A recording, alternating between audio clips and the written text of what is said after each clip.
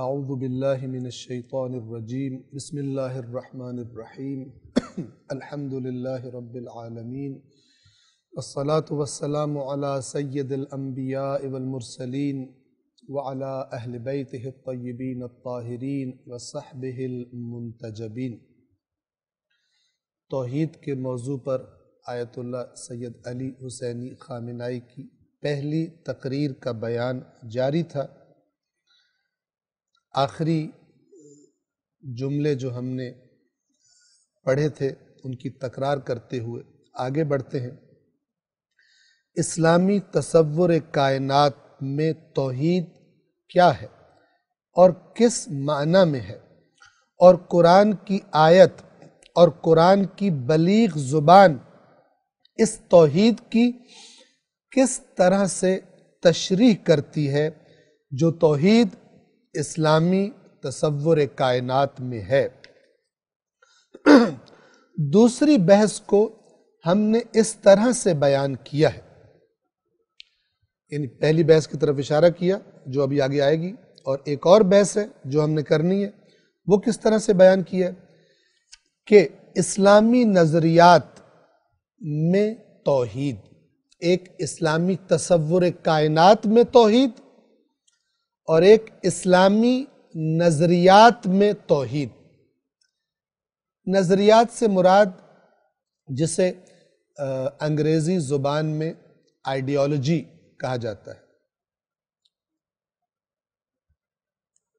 Ideology کیا ہے آگے اس کی بھی وضاحت انشاءاللہ کر دی جائے گی۔ البتہ جو لوگ نہیں جانتے ان کے لیے تصور کائنات اور نظریات یعنی آئیڈیالوجی کی اصطلاح کی مختصر وضاحت کی جائے گی۔ تصور کائنات سے کیا مراد ہے اور آئیڈیالوجی نظریات سے کیا مراد ہے، ہم آپ کو سمجھائیں گے، مختصر وضاحت کی جائے گی۔ کیونکہ توحید اسلامی تصور کائنات کا بھی حصہ ہے اور اسلام کے زندگی ساز نظریات یعنی آئیڈیالوجی کا بھی حصہ ہے۔ علاوہ ازیں یعنی اس کے علاوہ، توجہ کے ساتھ انشاءاللہ سنیں گے، اسلام کے ہر فروعی قانون، یعنی اسلام کا آپ جو بھی فروعی قانون دیکھ لیں، کوئی بھی جزئی قانون لے لیں، اسلام کے ہر فروعی قانون کے اندر بھی توحید اپنا جلوہ دکھاتی ہے۔ فارمولہ یہ ہے کہ دین کے نام پہ آپ کو کوئی چیز بتائی جا رہی ہے، اگر اس میں توحید نہیں ہے سمجھ لیں کہ وہ، یا اس میں توحید کمزور ہے سمجھ لیں کہ ملاوٹ ہو گئی ہے، وہ خالص دین کی بات نہیں ہے۔ اسلام کے ہر فروعی قانون کے اندر بھی توحید اپنا جلوہ دکھاتی ہے۔ اگر کسی جگہ پر بھی آپ دین کے نام پر کوئی ایسا حکم، کوئی قانون، کوئی دستور دیکھیں جس کے اندر توحید لنگڑا رہی ہو، صحیح طرح سے اپنے پیروں پہ نہ چل رہی ہو، کوئی دین کے نام پر آپ کو بات بتائی جائے جس کے اندر توحید لنگڑا رہی ہو، یا اس کے اندر توحید نہ ہو، یا توحید کی ضد ہو، یعنی اللہ کے ساتھ اور بھی کوئی شریک دکھائی دے رہا ہو اس اسلام کے حکم میں، تو جان لیں کہ وہ اسلامی نہیں ہے، اسلام کے نام پہ آپ کو کچھ اور دیا جا رہا ہے۔ کیوں؟ کیونکہ توحید تمام اسلامی قوانین کے جسم میں ایک روح کی مانند ہے۔ آپ اسلام کو ایک جسم تصور کریں، جیسے انسان کا جسم ہوتا ہے، اس جسم کے اندر روح موجود ہوتی ہے، جسم کے جس حصے کو بھی ٹچ کریں آپ، مثلا وہاں وہی روح موجود ہوگی۔ اسلام کے تمام احکامات میں ایک روح موجود ہے جس کا نام توحید ہے. جو جگہ بھی آپ اسلام کی دیکھیں گے وہاں پر یہ روح پائی جاتی ہوگی. اگر نہیں ہے کسی جگہ پر تو سمجھ لیں کہ یہ اسلام کے نام پر کوئی اور چیز ہے. اب اس کو سمجھانے کے لیے آیت اللہ سید علی خامنائی ایک مثال دیتے ہیں. فرماتے ہیں جیسے وہ نرم و لطیف ہوا جو اسلام نامی اس عمارت کے تمام اجزاء میں پائی جاتی ہے. آپ فرض کریں کسی بڑی سی عمارت میں داخل ہوئے جس میں بہت سارے کمرے ہیں، چھوٹے ہیں، بڑے ہیں، ہال ہیں.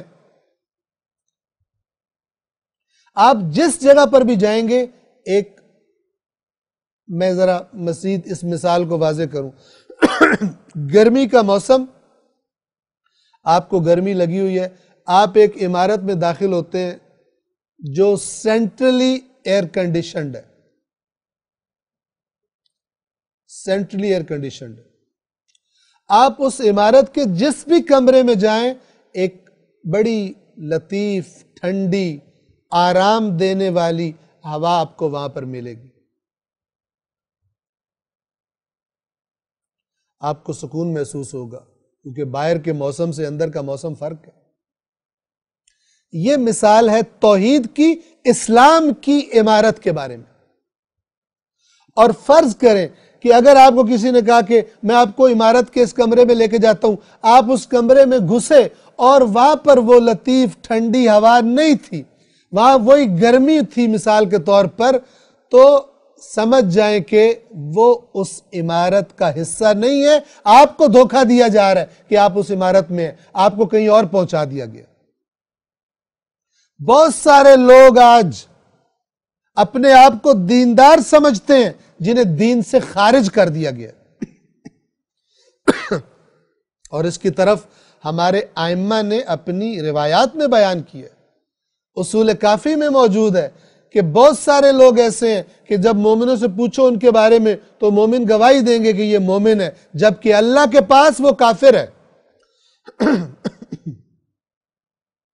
قرآن نے کئی مقامات پر فرمایا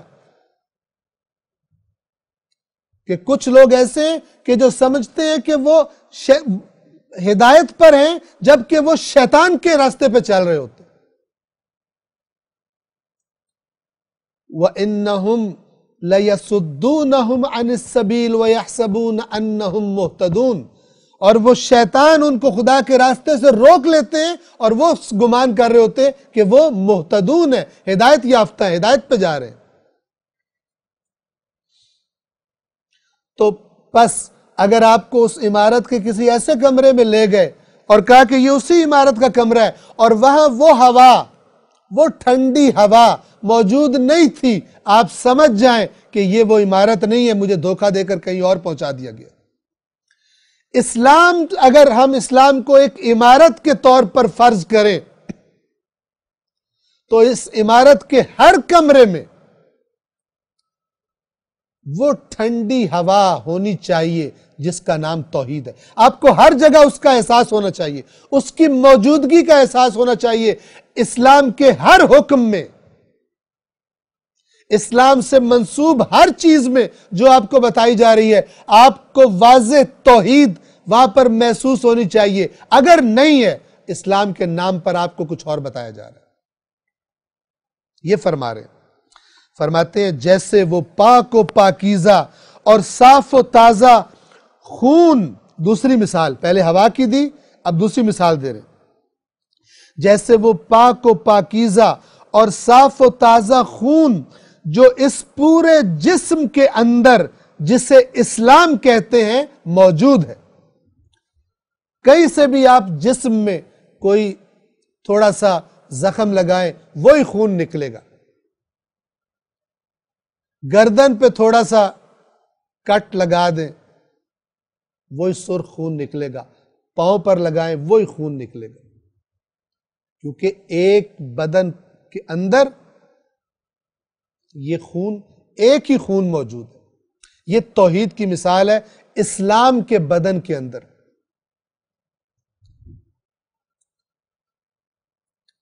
توجہ فرمائیے. یہاں تک کہ ہر باریک سے باریک رگ کے اندر موجود ہے. یعنی انسانی بدن کی کوئی بھی رگ، باریک سے باریک رگ، اس کے اندر بھی خون موجود ہے. اسی طرح اسلام کا چھوٹا سے چھوٹا حکم، اس کے اندر بھی توحید کا خون موجود ہونا چاہیے، محسوس ہونا چاہیے. اگر نہیں ہے وہ اسلام نہیں ہے، اسلام کے نام پر کچھ اور ہے. یہاں تک کہ ہر باریک سے باریک رگ کے اندر ہے. اسلام کے اندر آپ کو ایک بھی حکم ایسا نہیں ملے گا. خوب توجہ کے ساتھ سنیں. اسلام کے اندر آپ کو ایک بھی حکم ایسا نہیں ملے گا جس میں توحید کا رنگ اور نشانی نہ ہو، جس میں اللہ کی خوشبو نہ آئے. وہ اسلام کا حکم نہیں ہوگا. اس بنا پر ہماری آج کی بحث اسلامی تصور کائنات میں توحید کے بارے میں ہے. موضوع کیا ہماری بحث کا؟ اسلامی تصور کائنات میں توحید، یعنی توحید کا کیا مقام ہے. اسلام جو اس پوری کائنات کا تصور دیتا ہے اس میں توحید کا کیا مقام ہے. توجہ فرمائیے. فرماتے ہیں لہٰذا آپ تمام بھائی اور بہنیں جو، معذرت چاہتا ہوں، فرماتے ہیں اسلام کے تصور کائنات کا کیا مطلب ہے. یعنی یہ اوپر فرمایا تھا کہ ہم وضاحت کریں گے کہ ہم جو کہہ رہے ہیں تصور کائنات، اس سے کیا مراد ہے، تاکہ سننے والوں کو جو ان الفاظ سے پہلے ان اصطلاحات سے آشنا نہیں ہے. آئیڈیالوجی کسے کہتے ہیں؟ یعنی نظریاتی سسٹم، نظریات کا سسٹم. آئیڈیالوجی اس کا معنی کیا ہے وہ بعد میں بیان کریں گے، اور اس سے پہلے فرمایا تھا کہ ہم تصور کائنات سے کیا مراد ہے یہ بھی بیان کریں گے تاکہ جن کو نہیں معلوم وہ ان پر بات واضح ہو جائے.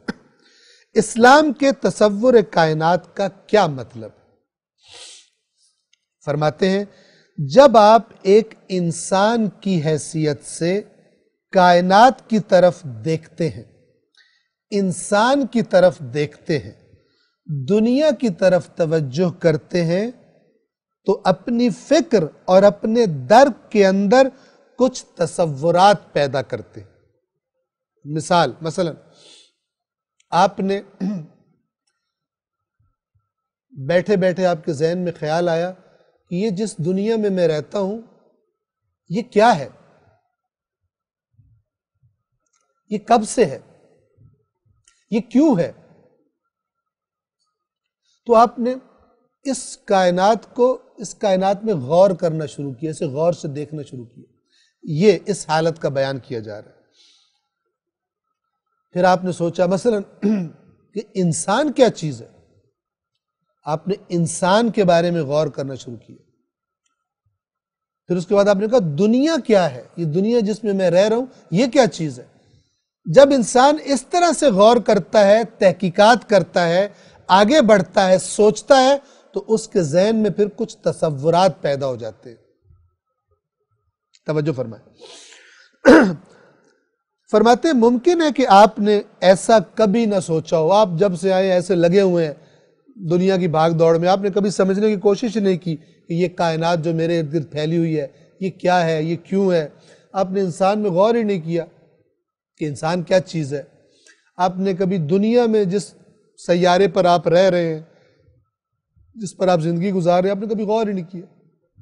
ممکن ہے کہ آپ نے ایسا کبھی نہ سوچا ہو، لیکن جو اس سوچ میں غرق ہو، جو سنجیدگی سے سوچنے لگے، جب وہ اس دنیا کے بارے میں سوچتا ہے، انسان کے بارے میں سوچتا ہے، اس کائنات اور انسان کے تعلق کے بارے میں سوچتا ہے، یہ جو کائنات میرے ارد گرد پھیلی ہوئی ہے اس کا میرے ساتھ کیا تعلق ہے، ماورائے طبیعت اور ماورائے انسان و جہاں چیزوں کے بارے میں سوچتا ہے. ماورا عربی کا لفظ ہے، اس کا معنی ہوتا ہے جو کچھ پیچھے ہے. کس کے پیچھے ہے؟ ما ورائے طبیعت، جو کچھ طبیعت کے اس طرف ہے. طبیعت کا کیا مطلب ہے؟ یہ لفظ بار بار آئے گا، توجہ کے ساتھ سن لیں. طبیعت یعنی یہ مادی کائنات جس کو ہم اپنے حواس سے خمسہ، 5 حواس، 5 سینسز کے ذریعے جس کو ہم درک کر سکتے ہیں، مثلا اس کا ادراک کر سکتے ہیں. مثلا وہ چیزیں جنہیں ہم دیکھ سکتے ہیں، یا ہم سن سکتے ہیں، یا ہم چکھ سکتے ہیں، یا ہم سونگھ سکتے ہیں، یا ہم ٹچ کر سکتے ہیں، لمس کر سکتے ہیں. ان چیزوں کے مجموعے کو طبیعت کہتے ہیں، جس کو نیچر بھی کہا جاتا ہے. یعنی یہ مادی کائنات، اسے کہتے ہیں طبیعت. ما ورائے طبیعت یعنی اس مادی کائنات کے پیچھے اور بھی کوئی چیز ہے جس کو ہم انسان اپنی ان 5 سینسز کے ذریعے درک نہیں کر سکتے. کچھ اور بھی ہے، کوئی خدا بھی ہے، کوئی جنت بھی ہے، کوئی فرشتہ بھی ہے، یا نہیں صرف یہ مادی کائنات ہے. جب انسان سوچتا ہے تو پھر اس کے ذہن میں تصورات پیدا ہوتے ہیں. توجہ کیجیے، اس کائنات اور انسان کے تعلق کے بارے میں سوچتا ہے. ماورائے طبیعت اور ماورائے انسان، یعنی یہ جو انسان ہے اس کے اس طرف بھی کچھ ہے. ماورائے انسان و جہاں، یعنی انسان اور یہ کائنات جو ہمیں دکھائی دے رہی ہے اس کے پیچھے بھی کوئی اور چیز ہے. جب وہ ایسا کرتا ہے تو کیا ہوتا ہے؟ تو تصورات اور افکار کا ایک سلسلہ اس کے ذہن میں پیدا ہو جاتا ہے. کچھ نہ کچھ چیزوں کو وہ اپنے ذہن میں تصویریں بنانے لگتا ہے، تصورات بنانے لگتا ہے. ایک سلسلہ تصورات کا غور کرنے کے بعد، کائنات میں غور کر کے، انسان کے بارے میں غور کر کے، دنیا کے بارے میں غور کر کے، اس دنیا کے ساتھ انسان کا کیا تعلق ہے، اس کائنات کا انسان کے ساتھ کیا تعلق ہے، جب ان میں غور کرتا ہے تو ایک تصورات کا سلسلہ، ایک سسٹم، ایک نظام آپس میں مربوط وہ اس کے ذہن میں بننا شروع ہو جاتا ہے. اسے کہتے ہیں تصور کائنات. جیسے کچھ لوگ سمجھتے ہیں کہ یہ کائنات ایسی ہے اور جو کچھ ہے یہی کائنات ہے، اس کے آگے پیچھے کچھ بھی نہیں ہے، لہذا جو کچھ ہماری زندگی ہے ایسی دنیا کی وہی ہے، جب ہم مر جائیں گے سب ختم. جبکہ ایک تصور کائنات دین دیتا ہے، وہ کچھ اور کہتا ہے. تو یہ ہے تصور کائنات کا معنی جو ہمارے ذہن کے اندر اس کائنات کے بارے میں افکار ہیں، نظریات ہیں، خیالات ہیں.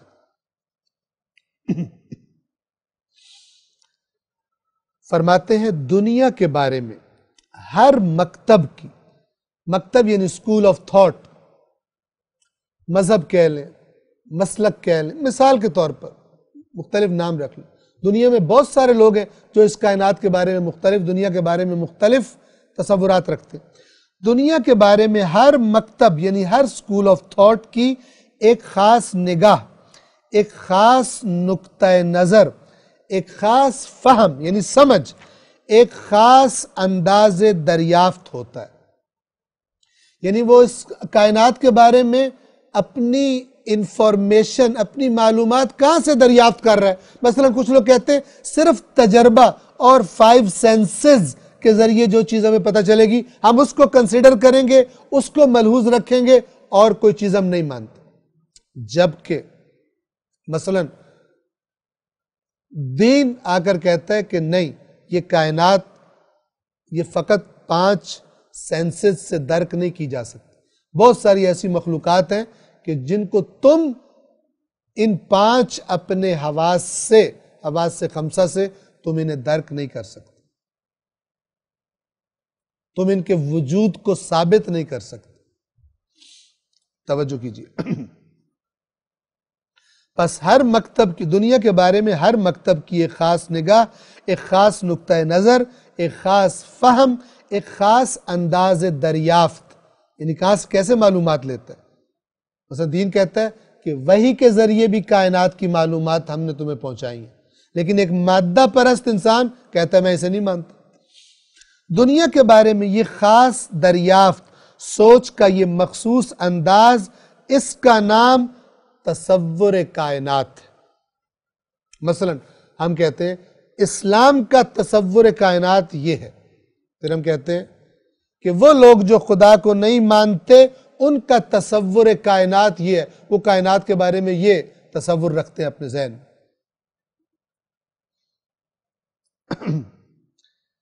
یہ ان اصطلاحات میں سے ہے جو ابھی چند سال پہلے سے فارسی تعبیرات میں نظر آ رہی ہیں۔ چونکہ یہ تقریر جس کا یہ اردو ترجمہ ہے در حقیقت فارسی میں تھی، اس لیے اس طرح سے کہا گیا۔ کائنات کے تصور کا مطلب وسعت نظر نہیں ہے جسے عام طور پر عوامی زبان میں استعمال کیا جاتا ہے، فلان شخص جہان بین ہے، فلان شخص مثلا کائناتی تصور رکھتا ہے، یعنی وسیع النظر ہے۔ نہیں، کائنات کا تصور اس معنی میں نہیں ہے۔ یہ کیا کہنا چاہ رہے ہیں؟ مثلا کہ یہ جو کہا جاتا ہے تصور کائنات فلان شخص رکھتا ہے، تو اس کا مطلب یہ نہیں ہوتا جو عام طور پہ کہتے ہیں کہ بڑی وسیع سوچ رکھتا ہے، چھوٹی محدود سوچ نہیں رکھتا بندہ، بڑی کائناتی سوچ رکھتا ہے۔ یہ معنی ہماری مراد نہیں ہے، بلکہ مراد کیا ہے؟ اس کائنات کے بارے میں وہ اپنے ذہن میں کیا تصور رکھتا ہے، اس کائنات کو کیا چیز سمجھتا ہے۔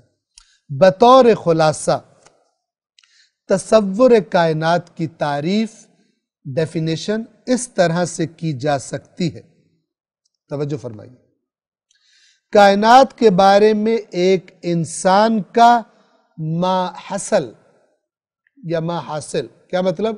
اس کائنات کے بارے میں اگر ایک انسان دیکھے کہ مجھے کتنی انفارمیشن ہے اور اس سے اس کائنات کی کیا تصویر بنتی ہے میرے ذہن میں، اسے کہیں گے اس انسان کا تصور ہے کائنات۔ کائنات، دوسرے لفظوں میں کائنات کے بارے میں ایک انسان کی سوچ، کیا سوچتا ہے اس کائنات کے بارے میں؟ کسی انسان کی کائنات یا انسان کے بارے میں ایک دریافت، ڈسکوری، مثال کے طور پر وہ انسان کو کیا سمجھتا ہے، یہ اس کا تصور انسان ہے۔ وہ کائنات کو کیا سمجھتا ہے، دنیا کو کیا سمجھتا ہے۔ پھر فرماتے ہیں ہم نے کہا ایک انسان کا ما حصل، یہ حصل کا لفظ حاصل سے، یعنی جو کچھ اطلاعات اس نے حاصل کی ہیں ان کا مجموعہ۔ اب یہاں پہ فرما رہے ہیں ہم نے ایک انسان کی بات کی، آپ ایک انسان کی جگہ ایک مکتب، اسکول آف تھاٹ کو لے لیں۔ ایک اسکول آف تھاٹ اس کائنات کے بارے میں کیا تصور دیتا ہے؟ آپ ایک انسان کی جگہ ایک مکتب، ایک مسلک، ایک مذہب کو لے سکتے ہیں۔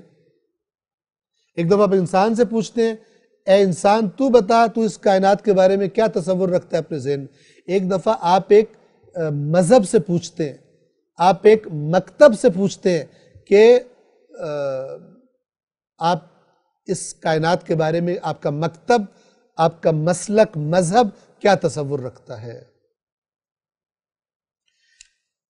کسی معاشرے کا اجتماعی طرز زندگی، غور سے سنیے گا، سمجھیے گا، کسی معاشرے کا اجتماعی طرز زندگی دراصل کائنات کے بارے میں اس کے ما حصل کا عکاس ہوتا ہے۔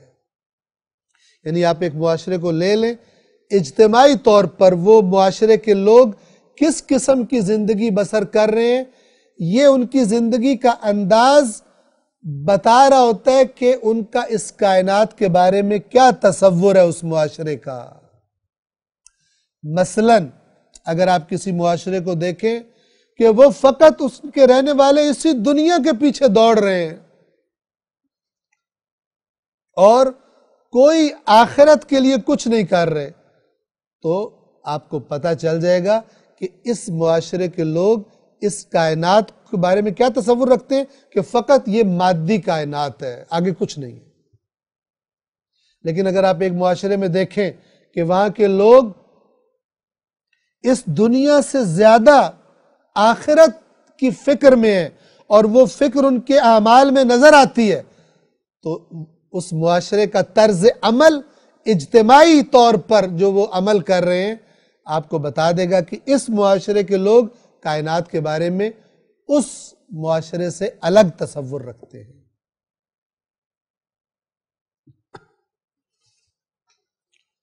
اور یہیں سے یہ بات بھی سمجھ آ جاتی ہے کہ ایک معاشرہ اپنے آپ کو مسلمان کہتا ہو اور کلمہ پڑھتا ہو اور پتہ نہیں کیا کیا کرتا ہو، اور دوسرے کہتے ہو ہم اللہ کو ہی مانتے ہی نہیں ہیں، لیکن دونوں کا جب انداز زندگی دیکھا جائے تو ایک ہی طرح کا ہو۔ یہ بھی اس کو پتہ ہے کہ خدا نے منع کیا ہے، وہی کام کرتا ہے۔ مثال کے طور پر یہ بھی شراب پی رہا ہے، اس معاشرے میں بھی شراب عام ہو گئی ہے مثال کے طور پر، اور اس معاشرے میں بھی جو کہتے ہیں ہم خدا کو نہیں مانتے وہاں بھی شراب عام ہے۔ تو یہ اپنے عمل سے بتا رہے کہ میں بھی اس کائنات کے بارے میں وہی تصور ہی رکھتا ہوں جس کا مجھے جو میرا عمل بتا رہا ہے۔ یہ جو ہم نے اشارہ کیا یہ ایمان پر جب دروس جاری تھے تو وہاں پر یہ موضوع بھی زیر بحث آیا تھا۔ کسی معاشرے کا اجتماعی طرز زندگی دراصل کائنات کے بارے میں اس کے ماحصل کا عکاس ہوتا ہے، اور یہ ماحصل تصور کائنات ہے۔ پھر فرماتے ہیں اسلام کا ایک تصور کائنات ہے، یعنی اسلام کا اپنا ایک تصور کائنات ہے۔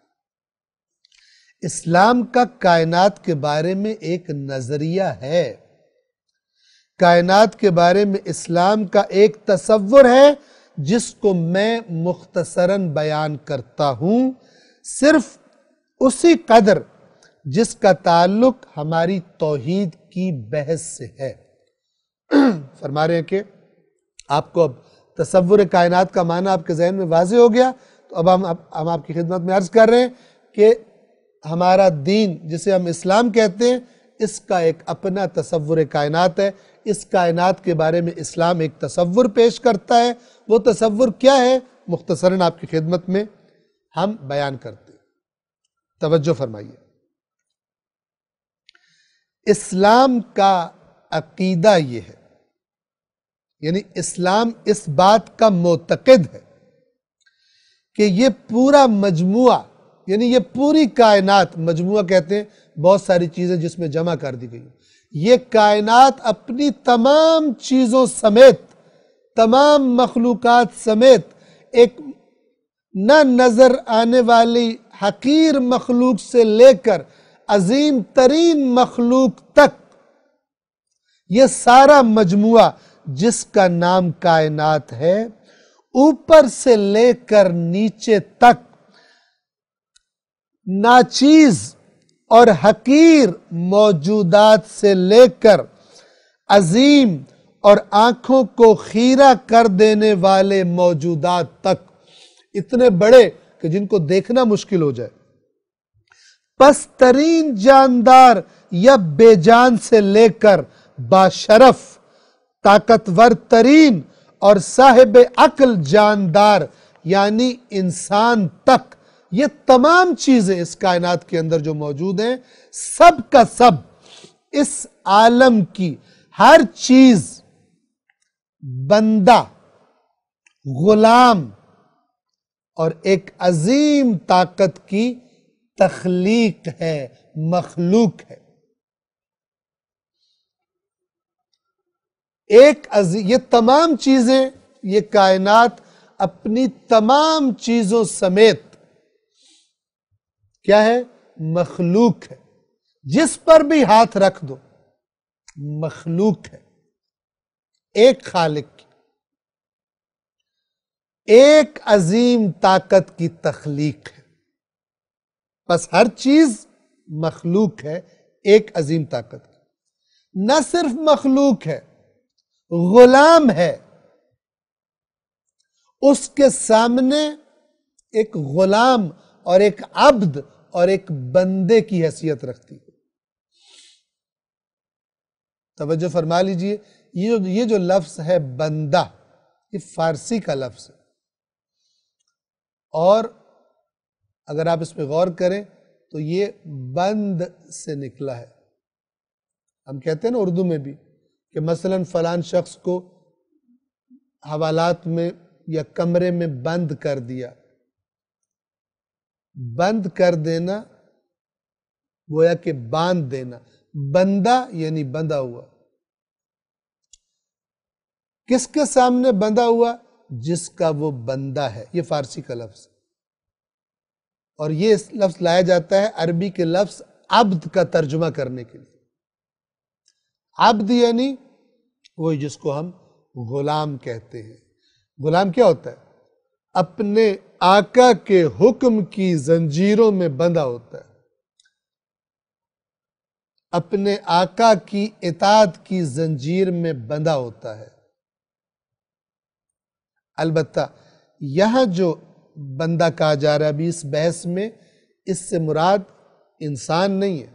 یہ جو ہم نے آپ کو معنی سمجھانے کے لیے کہا آقا کی، یہ عام طور پر جو عقل رکھنے والے جیسے انسان ہوتے ہیں ان کو غلام کہا جاتا ہے، لیکن قرآن مجید نے نہ فقط انسان کو بلکہ اس کائنات کی ہر چیز کو اللہ کا بندہ قرار دیا۔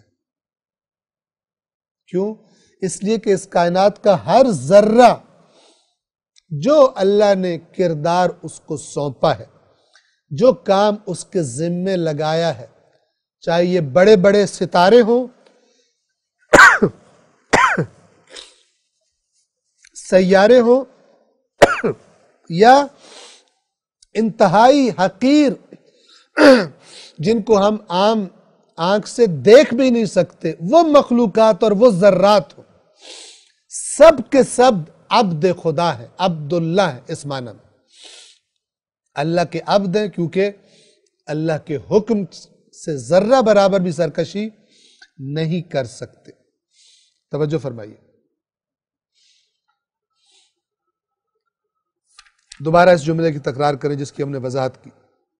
اسلام اس بات کا معتقد ہے کہ یہ پورا مجموعہ جس کا نام کائنات ہے، اوپر سے لے کر نیچے تک، ناچیز اور حقیر موجودات سے لے کر بڑے اور آنکھوں کو خیرہ کر دینے والے موجودات تک، پسترین جاندار یا بے جان سے لے کر باشرف، طاقتور ترین اور صاحب عقل جاندار یعنی انسان تک، سب کا سب یہ مجموعہ، یہ کائنات، اس عالم کی ہر چیز، عالم یعنی کائنات، بندہ، غلام اور ایک عظیم طاقت کی تخلیق ہے اور اسی سے وابستہ ہے۔ یہ اسی سے وابستہ ہے سے کیا مراد ہے؟ یہ بھی آگے اس کی وضاحت آ جائے گی۔ جو ظاہر ہم اور آپ دیکھتے ہیں، یعنی ہماری جو آنکھیں جو ظاہر ہمیں دکھا رہی ہیں اس کائنات کو، جو ظاہر ہم اور آپ دیکھتے ہیں، اس کے پیچھے سائنسی علوم کی تیز اینک جو کچھ دیکھ سکتی ہے، اس کے ماورا یعنی اس کے پیچھے، جسے یہ سائنسی تجرباتی علوم جس کا ادراک نہیں کر سکتے، اس سائنس کے بھی، سائنس کی تیز آنکھ، سائنسی علوم کی تیز اینک جو کچھ دیکھ سکتی ہے، اس کے دوسری طرف، اس کے ماورا، ہر محسوس کی جانے والی اور لمس کے قابل چیز سے ماورا، یعنی مادی کائنات سے ماورا، ایک حقیقت ہے۔ ایک حقیقت ہے جو ہر حقیقت سے بالا تر، اعلیٰ تر، باشرف تر، باعزت تر ہے، اور کائنات کی ہر چیز اسی کی تخلیق اور اسی کے دست قدرت کی بنی ہوئی ہے۔ جہاں پر ہماری یہ ظاہر بین آنکھیں نہیں پہنچ سکتی، اسے نہیں دیکھ سکتی، یہ سائنسی علوم کی تیز اینک، یہ مائکروسکوپ، یہ ٹیلیسکوپ جتنی بھی طاقتور ہو جائیں، کیونکہ وہ ہے نہیں مادہ کہ یہ اسے دیکھ سکے، اس کا ادراک کر سکے۔ ہم اس بالا تر طاقت کو ایک نام دیتے ہیں اور وہ نام خدا ہے۔ وہ نام اللہ ہے۔ یہ اسلام کا تصور کائنات بیان کیا جا رہا ہے۔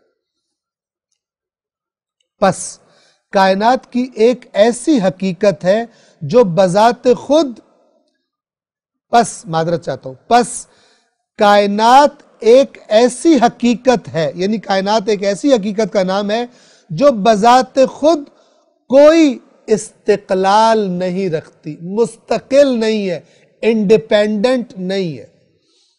یہ اسلام کا تصور کائنات ہے کہ یہ اتنی وسیع کائنات جو تمہیں نظر آ رہی ہے یہ ڈیپینڈنٹ ہے، انڈیپینڈنٹ نہیں ہے، مستقل نہیں ہے، کسی کے سہارے پر وجود میں آئی ہے۔ پس کائنات ایک ایسی حقیقت ہے جو بذات خود کوئی استقلال نہیں رکھتی، وہ خود سے وجود میں نہیں آئی ہے، اپنے اندر سے خود باہر نہیں آئی۔ ایک سمجھانے کا انداز ہے، یعنی کسی اور نے اسے عدم سے وجود میں لایا ہے، بخشا ہے وجود اس کو، نہ یہ کہ خود ہی کوئی چیز تھی اپنے اندر سے خود ہی پیدا ہو گئی، ایسا نہیں ہے۔ اپنے اندر سے خود باہر نہیں آئی ہے، بلکہ کیسے وجود میں آئی ہے یہ کائنات؟ بلکہ ایک قدرت مند ہاتھ نے ان طرح طرح کی مخلوقات کو خلق کیا۔ کون سی مخلوقات؟ بریکٹس میں وضاحت فرما رہے، علم جس قدر پیش رفت کر رہا ہے روز بروز یہ مخلوقات ظاہر ہوتی جا رہی ہیں۔ آج سے 100 سال پہلے کے انسان کو جتنی مخلوقات کا پتہ تھا، آج کے انسان کو کتنی زیادہ اور مخلوقات جن کو وہ نہیں جانتا تھا آج کے انسان کو پتہ ہے، اور یہ سلسلہ جاری ہے۔ جو حیوانی جنگلات کی زندگیوں میں ریسرچ کر رہے ہیں ان کو نئی نئی قسمیں مل رہی ہیں، جو سمندر کے اندر کی زندگی پر تحقیقات کر رہے ہیں ہر روز نئی نئی چیزیں ان کو پتہ چلتی ہیں کہ اللہ نے مثلا کیا کیا مخلوقات وجود رکھتی ہیں۔ ایک قدرت مند ہاتھ نے ان طرح طرح کی مخلوقات کو خلق کیا اور وجود بخشا ہے۔ ایک قادر ہاتھ ہے جس نے ذرے کے اندر یہ تلاطم بپا کیا ہے۔ اب اس ذرے سے آپ ایٹم لے لیں، اس کے اندر کیا تلاطم برپا ہوتا ہے، اور اگر وہ تھوڑا سا آؤٹ آف کنٹرول ہو جائے تو کتنی زیادہ انرجی اس کے اندر سے نکلتی ہے۔ ایٹم بم مثلا اس کی ایک شکل ہے۔ یہ ایک ذرے کے اندر اس ایک قادر ہاتھ ہے جس نے ذرے کے اندر یہ تلاطم بپا کیا ہے، اور سب سے زیادہ اجنبی دنیا کہکشائیں اور کہکشاؤں کے یعنی گیلیکسیز، کہکشاؤں کے پیچھے جو کچھ ہم نے اب تک دریافت کیا ہے، یعنی انسان نے اس سے اربوں گنا زیادہ چیزیں دریافت کے قابل موجود ہیں۔ اب انسان نے بہت تھوڑا سا حصہ اس کائنات کا کشف کیا ہے۔ ان سب کو ایک قدرت رکھنے والے ہاتھ نے خلق کیا ہے۔ یہ جو ہاتھ کہا جا رہا ہے یہ تعبیر ہے، جیسے ہر زبان میں تعبیرات ہوتی ہیں۔ ایسا نہیں ہے کہ مثلا ایک ہاتھ ہے جیسے ہمارا ہاتھ ہوتا ہے۔ یہ اسی طرح ہے جس طرح مثلا کوئی شخص کسی کام کو دیکھے اور کہے کہ یہ کام کس نے کیا ہے، تو اس کو کہا جائے کہ اس میں فلان فلان شخص کا ہاتھ ہے۔ ہو سکتا ہے کئی لوگ ایسے ہو جنہوں نے صرف آرڈر کیا ہو اور ہاتھ بھی نہ لگایا ہو، لیکن کیا کہا جاتا ہے اس کا بھی ہاتھ ہے اس کام میں۔ یا اور سمجھانے کے لیے مثال دوں، مثلا کہا جاتا ہے کہ یہ جو بندہ قتل ہوا ہے اگرچہ قتل اس نے کیا ہے لیکن فلان شخص کا بھی ہاتھ ہے اس میں، فلان مثلا دہشت گرد تنظیم کا ہاتھ ہے اس میں۔ تو کوئی ہاتھ ہوتا ہے؟ مراد کیا ہوتی ہے؟ یعنی ان کی فکر اور ان کا عمل بھی، ان کی کوشش بھی اس میں شامل ہے۔ تو مراد اس سے اللہ تبارک و تعالی کی قدرت۔ ان سب کو ایک قدرت رکھنے والے ہاتھ نے خلق کیا ہے۔ اس کارخانے کا کوئی بنانے والا ہے، اس مشین کا کوئی موجد ہے۔ موجد یعنی ایجاد کرنے والا۔ یہ اتفاقی نہیں ہے، اتفاق، ایکسیڈنٹ، بائی چانس نہیں ہے، خود بخود نہیں ہے۔ یہ ہے کائنات کے بارے میں اسلام کا نظریہ۔ یہ توحید کے بارے میں اسلام کے تصور کائنات کا مواد ہے، یعنی یہ بنیادی ترین میٹر ہے، مواد ہے کہ جو اسلامی تصور کائنات جس سے بنتا ہے، جسے میں یعنی آیت اللہ سید علی خامنہئی فرما رہے ہیں جسے میں اسی طرح سے تھوڑا تھوڑا کر کے کم کم عرض کروں گا، یعنی بیان کروں گا۔ وہ خدا جو عالم یعنی کائنات، وہ خدا جو عالم اور اہل عالم سے بالا تر ہے، یعنی یہ کائنات اور جو کچھ اس کائنات میں ہے، جتنی مخلوقات، ان سب سے بلند تر اور بالا تر ہے۔ وہ دست قدرت جو تمام موجودات عالم کو چلاتا ہے، جو اس کائنات کا مدبر ہے، چلانے والا ہے، اسی نے اسے بنایا ہے اور اسی نے اسے لمحہ بلمحہ باقی رکھا ہوا ہے۔ یعنی توجہ کیجئے، یہ تصویر اپنے ذہن میں واضح کیجئے کہ ایسا نہیں ہے کہ بنایا اور بس پھر چل رہی ہے، نہ، ہر لمحہ، ہر پل، بلکہ ہر لمحے کا بھی چھوٹا ترین حصہ جو تصور کیا جا سکتا ہو، اس کے اندر بھی یہ جو باقی ہے موجودات، یہ باقی رکھنے والا بھی وہی ہے۔ اسی نے اسے بنایا ہے اور اسی نے اسے لمحہ بلمحہ باقی رکھا ہے۔ یہ طاقتور ذات جس کا نام اللہ ہے، جس کا نام خدا ہے، تمام اچھی اور اچھائی پیدا کرنے والی صفات سے حقیقتاً اور ذاتاً متصف ہے، یعنی یہ اس کی صفات۔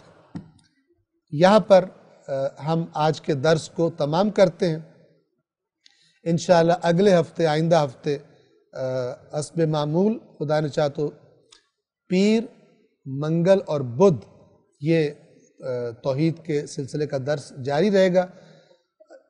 یہ آخری جملے جو ہم نے آپ کی خدمت میں عرض کیے، یہ مزید بیان چاہتے ہیں کہ انشاءاللہ آپ غور و فکر کریں گے اور خود سے مطالعہ کرنے کی کوشش کریں گے، اور انشاءاللہ ہمیں بھی خدا نے مہلت دی اور توفیق دی تو آئندہ ہفتے اس بیان کو ہم جاری رکھیں گے۔ السلام علیکم ورحمۃ اللہ وبرکاتہ۔